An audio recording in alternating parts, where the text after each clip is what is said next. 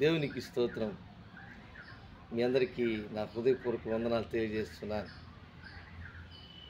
ఈరోజు గలతీయులకు రాసిన పత్రిక 4వ అధ్యాయంలో 19వ వచనంలో అపోస్తలుడైన పౌలు ఒక తల్లి తండ్రి ఏ విధముగా వారు జీవితంలో బిడ్డల్ని శారీరకంగా కంటారో అదేవిధంగా ఆత్మీయంగా ఆ దేవుని బిడ్డలను కన్న ప్రసవేదన కలిగినటువంటి వ్యక్తిగా దేవుని ముందు ప్రజల ముందు ఒక సాక్షిగా మనకు కనపడుతున్నాడు. నా పిల్లలరా, క్రీస్తు స్వరూపము మీ అందు ఏర్పడు వరకు మీ విషయమై మరలా నాకు ప్రసవేదన కలుగుతున్నది. ఇది నిజముగా ఒక అద్భుతమైనటువంటి మాట. ఒక పురుషుడు ఆ దేవుని విషయంలో ఒక పురుషుడు స్త్రీతో పోల్చుకుంటున్నాడు.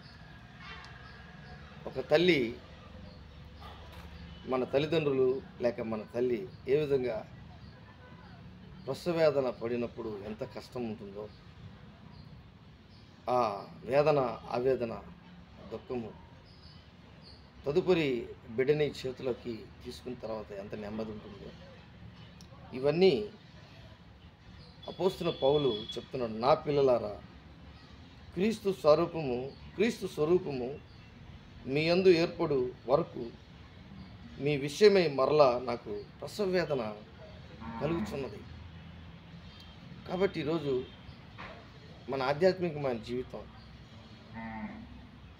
క్రీస్తు స్వరూపములోకి మనం రావాలి. ఆయన యందు మనము క్రీస్తు స్వరూపము దాల్చినటువంటి వారముగా, అచ్చము క్రీస్తు పోలిక కలిగినటువంటి వారముగా మనం ఉండాలని అపోస్తలుడైన పౌలు గలతీయులకు రాసిన పత్రిక 4:19 రాయబడింది. ఇది నిజంగా ఒక అద్భుతమైనటువంటి మాట. ఇదే మాటని ఇంకొంచెం లోతుగా మనం ఆలోచిస్తే 1 కొరింథీయులకు రాసిన పత్రిక 4:15లో క్రీస్తునందు మీకు ఉపదేశకులు 10,000 మంది ఉన్నను తండ్రులు అనేకులు లేరు.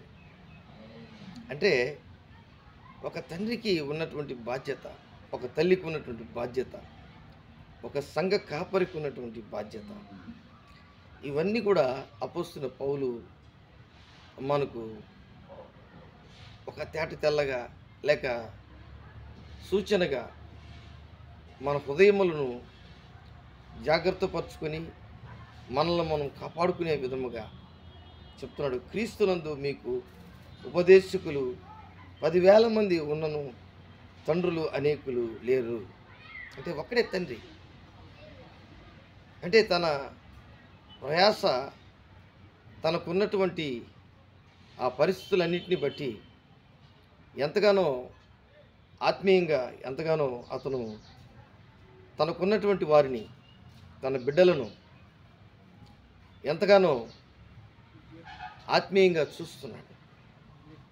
అయితే ఆత్మీయంగా చూసేటప్పుడు ఆత్మీయ బిడ్డలు నాలాగా క్రీస్తుని పోలి నేను నడుచుకున్నట్లుగా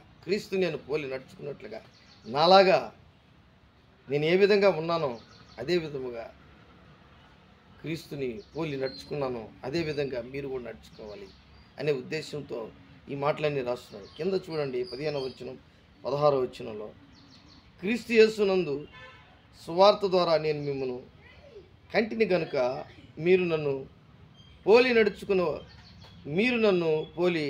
నడుచుకుని వారై ఉండవలనని మిమ్మను బతిమాలుకొనుచున్నాను. అంటే క్రీస్తుని పోలి నడుచుకున్నటువంటి ఆ సువార్త నిమిత్తము వారిని ఆత్మీయంగా కనినటువంటి ఒక ఆత్మీయ తండ్రి ఆవేదన.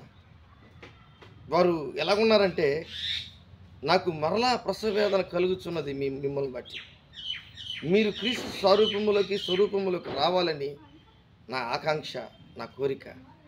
ప్రియమైనటువంటి దేవుని బిడ్డలారా, ఈరోజు క్రీస్తు యొక్క స్వరూపం, క్రీస్తు యొక్క డిజైర్, కోరిక, క్రీస్తు యొక్క ఆలోచన, క్రీస్తు యొక్క నడవడిక, క్రీస్తు యొక్క పరిపూర్ణత, క్రీస్తు యొక్క యేసు క్రీస్తు ప్రభుల వారి యొక్క ఒక ఉన్నతమైనటువంటి ఆధ్యాత్మికమైనటువంటి పరిశుద్ధమైనటువంటి ఆయన స్వరూపం మనలో ఉండాలని అపోస్తలుడైన పౌలు కోరుకుంటున్నాను. నిజంగా ఈ వాక్యము ఎంత ఆశ్చర్యంగా ఉంది. అందుకే చెప్తున్నాడు 15వ వచనం మళ్ళా చదువుతాం చూడండి. మొదటి కొరింథీయులకు రాసిన పత్రిక 4:15 క్రీస్తునందు మీకు ఉపదేశకులు 10,000 మంది ఉన్నను తండ్రులు అనేకులు లేరు. నేను ఆత్మీయ తండ్రిగా ఉన్నాను అని అర్థం. అపోస్తలుడైన పౌలు ఈ కొరింథీ సంఘానికి, గలతీ సంఘానికి నేను ఆత్మీయ తండ్రిగా ఉన్నాను, నేను క్రీస్తును పోలి నడుచుకున్నాను, ఆయన సువార్త వలన మిమ్మల్ని కన్నాను, మీరు కూడా నన్ను చూసినప్పుడు నాలో క్రీస్తును చూడండి, నాలో క్రీస్తును చూసినప్పుడు ఆ క్రీస్తు మీలో కూడా ఉండాలి. ఇది చాలా గొప్ప ఆకాంక్ష, ప్రేరేపణ,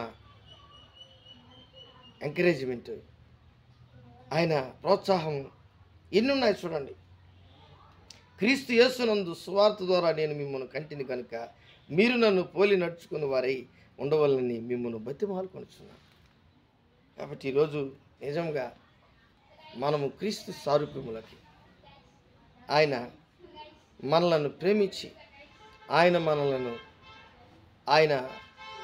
మన శరీరం ప్రాణాత్మ దేహములు కలిగినటువంటి వ్యక్తిగా ఈ లోకంలో జన్మించాడు.